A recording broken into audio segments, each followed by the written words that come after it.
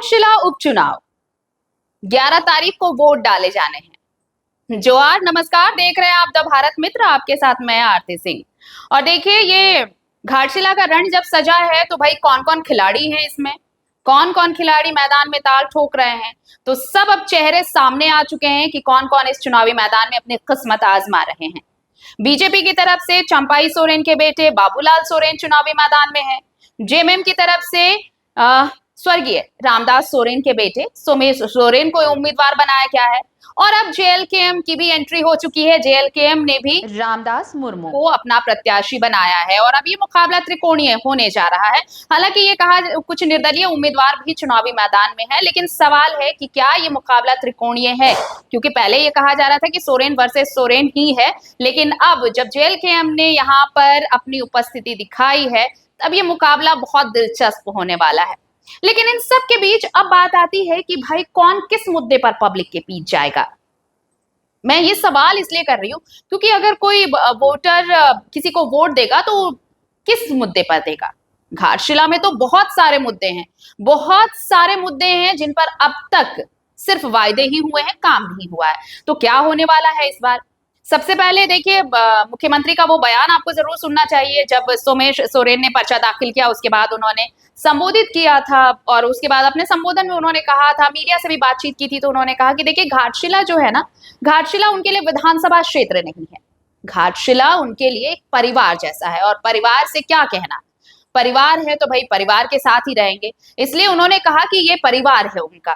क्या कुछ कह रहे हैं, सुन लेते हैं। हमारे विपक्ष के लोग पूरी तैयारी के साथ सुने कि यहाँ पर 1 दर्जन मुख्यमंत्री पूरा अलग अलग राज्य से आकर के यहाँ डेरा डाला है। 1 दर्जन मुख्यमंत्री, बाप रे बाप, कोई बात नहीं, 1 दर्जन क्या, तुम 2 दर्जन भी लाओगे तो इस राज्य के अकेले मुख्यमंत्री उस पर भारी पड़ेगा।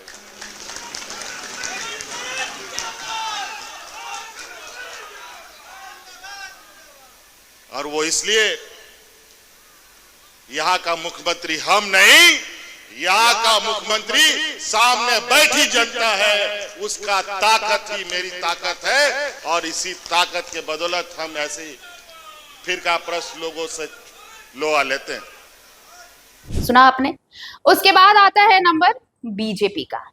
तो भाई अब जेएमएम का तो परिवार है, तो जेएमएम किस मुद्दे पर जाएगा? पारिवारिक मुद्दे को लेकर जाएगा। परिवार का मतलब कि वो उनके अपने हैं, और ऐसे भी ये माना जाता है कि संताल में जेएमएम का गढ़ है, और वहां के जो वोटर्स हैं, जो उनके अपने वोटर्स हैं, वो बहुत इंटैक्ट हैं, कोर वोटर्स हैं जेएमएम के। और इस बार तो प्लस पॉइंट भी है, सिंपैथी वोट भी है उनके साथ, तो इसलिए थोड़े से कॉन्फिडेंट तो नजर आए मुख्यमंत्री, और जेएमएम खेमा काफी कॉन्फिडेंट नजर आ रहा है इस चुनाव को लेकर, इस उपचुनाव को लेकर।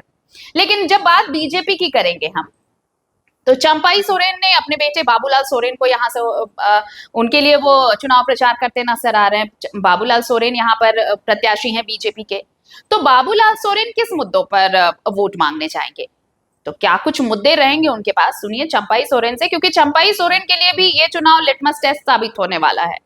अगर यहाँ से जीत होती है तो ये बड़ी जीत सिर्फ बाबूलाल सोरेन की नहीं होगी, ये जीत चंपाई सोरेन की भी होगी। और आपको बताएं कि ये बहुत बड़ा एक ग्राउंड तैयार करेगा चंपाई सोरेन के लिए। चलिए ठीक है, तो आप सुन लेते हैं चंपाई सोरेन क्या कह रहे हैं। इस सरकार में 6 साल में ना आदिवासी का कोई अस्तित्व का कुछ काम कर सका, ना मूलवासी का। ऊपर से आदिवासी का जमीन के ऊपर में जबरन कब्जा कर रही है सरकार, जो हमने नगरी में छुड़ा दिया। इसीलिए यह आदिवासी हिते में इसका एक शब्द नहीं है बोलने का। जब पैसा कानून नहीं लागू कर सका, जनजाति भाषा को पढ़ाई नहीं कर सका, जो हम शुरू कर दिया था कैबिनेट में पास करके, मास्टर बहाली करने का भी हम आदेश कर चुका था, ये तो सारा चीज ड्रॉप कर दिया। ये सिर्फ एक बोलते हैं बांग्लादेशी नहीं है, हम सारा दस्तावेज के साथ आए। हम संताल पर से यहाँ तक के 20,000 एकड़ से भी ज्यादा जमीन पर कब्जा हुआ है। घाटशिला में भी आया है, यहाँ भी हुआ है आदिवासी का जमीन। इसको बचाना है, नहीं तो यहाँ का डेमोग्राफी बढ़ जाएगा। एक दिन आदिवासी अस्तित्व में संकट से गुजर रहा है अब मूलवासी का भी। ना बेरोजगार के लिए ये सरकार है, ना अच्छा स्वास्थ्य चिकित्सा के लिए है, ना अच्छा विकास का सोच है। इसलिए हर मामले में फेल है। इसलिए इस जगह से ही दिशा तय होगा इस प्रदेश का, और भाजपा का ऐतिहासिक जीत होगा इस उपचुनाव में। सर, पिछले चुनाव में मैया समान का असर रहा था, इस चुनाव में भी असर रहेगा क्या? कुछ नहीं। अरे जहाँ आदिवासी बहुल क्षेत्र में मैया योजना मुस्लिम परिवार ले रही है, वो भी 1-2 नहीं 174, और वहाँ का आदिवासी महिला को नहीं मिल रहा है। वृद्धा पेंशन रुक गया, सारा विकास का काम रुका हुआ है। देखिए कहीं भी कुछ चल रहा है तो हर आदिवासी गांव में रोड का बात उठ रहा है। सुना आपने। अब आइए जेएलकेएम की बात करते हैं। तो भाई जेएमएम का तो अपना परिवार ही है।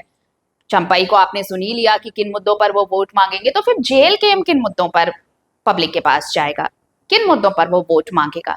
तो जयराम महतो ने कहा कि ऐसी बहुत सारी चीजें हैं जो सिर्फ जेएलकेएम ही उन मुद्दों पर बात करता है, उन मुद्दों पर जनता के साथ खड़ा होता है। क्या कुछ मुद्दे हैं जेएलकेएम के पास, सुनिए। दिया जाता है, बहुत सारी चीजें हैं। जादूगोड़ा भी उसी के आस पड़ोस में आता है। तमाम बहुत सारे बहुत बड़ी बड़ी फैक्ट्रियां, कंपनियां उस क्षेत्र में आती हैं, और कई सारे ऐसे मुद्दे हैं जिनको लेकर हम लोग घाटशिला के चुनाव में जाएंगे और जनता से मांग करेंगे, अपील करेंगे कि अगर हमारे प्रत्याशी जीत कर आते हैं तो जिस प्रकार हम लोग धनबाद, बोकारो, रामगढ़, सरायकेला इत्यादि क्षेत्रों में डटकर खड़े होते हैं, वहां भी मजबूती से डटकर खड़े रहेंगे। और तो भाई देखिए, कुल मिलाकर ये है कि ना आपकी ना मेरी घाटशिला चुनाव जो है वो जनता किसको कहां सिर माथे पर बिठाती है या अर्श में मिलाती है, ये तो 11 तारीख की वोटिंग के बाद ही तस्वीर साफ हो पाएगी। लेकिन सवाल ये है कि क्या परिवार का मुद्दा परिवार में रह जाएगा, या फिर बाबूलाल सोरेन को मौका मिलेगा, या फिर जो कोई तीसरी पार्टी है जो जेएलकेएम है वो उसके जीत और हार का। सबसे पहले तो बात कर ले कि अगर जेएलकेएम यहाँ बाजी मार लेता है तो ये बहुत अप्रत्याशित होगा, और अगर जेएलकेएम नहीं भी जीतता है तो भी यहाँ से एक बड़ी जमीन तैयार होगी जेएलकेएम के लिए। लेकिन ये जो वहां पर इस बार उन्होंने जिन्हें पार्टी ने टिकट दिया है, जेएलकेएम ने जिन्हें टिकट दिया है, वो रामदास मुर्मू, पिछली बार उनका रिकॉर्ड कुछ खास नहीं रहा था। तो इस बार अगर वो कुछ अच्छा कर पाते हैं तो ये अच्छाई किसके लिए अच्छा हो सकती है, यानी इसका फायदा किसे मिल सकता है, और अगर फायदा किसी और को मिल रहा है तो नुकसान किसे मिलेगा, ये दिलचस्प होगा देखना। कुल मिलाकर ये है कि मुकाबला इतना आसान नहीं होगा जितना दिख रहा है, मुकाबला बेहद दिलचस्प रहने वाला है। इन सब के बीच द भारत मित्र अपील करता है कि 11 तारीख को जरूर निकलिए अपने घरों से, वोट करिए। वोट करना जरूरी है, आप वोट करेंगे तभी अपने इलाके की तस्वीर बदल पाएंगे और उस इलाके की तकदीर भी बदल पाएंगे। और इसके लिए जरूरी है अपने, ये आपका सबसे बड़ा अधिकार है, ये वोट का अधिकार हमारा सबसे बड़ा अधिकार है। लोकतंत्र का यही सबसे बड़ा पावर है, सबसे बड़ी शक्ति अगर कुछ है तो वो है वोट। वोट की ताकत इतनी बड़ी है कि राजा को रंक और रंक को राजा बनाते देर नहीं लगाती। तो याद रखिए 11 तारीख को वोट करने जाना है। वोट करिए और तस्वीर बदलिए अपने इलाके की, और एक ऐसा जनप्रतिनिधि चुनिए जो आपके लिए काम करे। जोहार, नमस्कार।